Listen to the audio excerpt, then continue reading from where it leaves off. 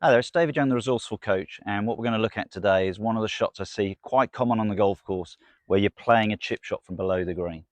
And we're going to understand how the ball flight and how the ball rolls because you're coming from below the green, how it affects the shot when it hits the green. So we're going to look at number one, we're below the green. So what does that mean? We've got a ball here, it's just run off the edge of the green.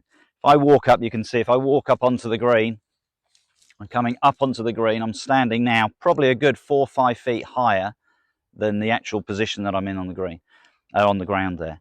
And then I've got quite a bit of green here to work with. But what got to get you to understand is the importance of how this is going to change the ball flight.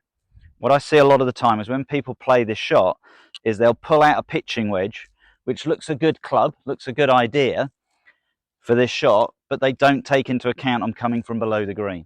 And what you've got to understand is that if you're chipping from below the green, the ball is going to come into the green a lot lower than you'd expect, and you're probably going to roll more. When I speak to most people, they tend to look at it and go, it's going to stop quicker. No, if the ball's below the green, realize if we took a shot and you had the natural trajectory of the shot, there's the shot. Now, if I do the same thing from down here, it's coming in a lot lower. So if I take a pitching wedge and think, well, I want to land this about halfway to the hole, it's not actually going to come onto the green like a pitching wedge. It's going to come in more like an 8-iron.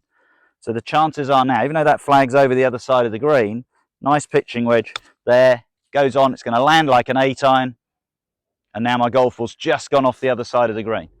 So what I've got to look at is realize I need a little bit more loft when I'm in this position. So I've just chosen, instead of my pitching wedge, which has got around about 45 degrees, I've just gone to my sand wedge, which has got about 55 degrees. I'm going to play the same shot, but I'm going to add 10 degrees, which will now come in much more like, physically, more like my pitching wedge shot, and I'd expect the ball then to stop. So if we watch the ball flight, we can see that as we go through, elevate the ball up, and now because I've lost a little bit of that shot, you can see how it stops a little bit more like a pitching wedge type of shot. So the key thing to realize, if you're below the green, the most important thing we want to do is we want to get that sensation that we are physically realizing that the ball's going to come in a lot lower, take a little bit more loft, have the confidence with that shot, and you'll start getting a lot more success.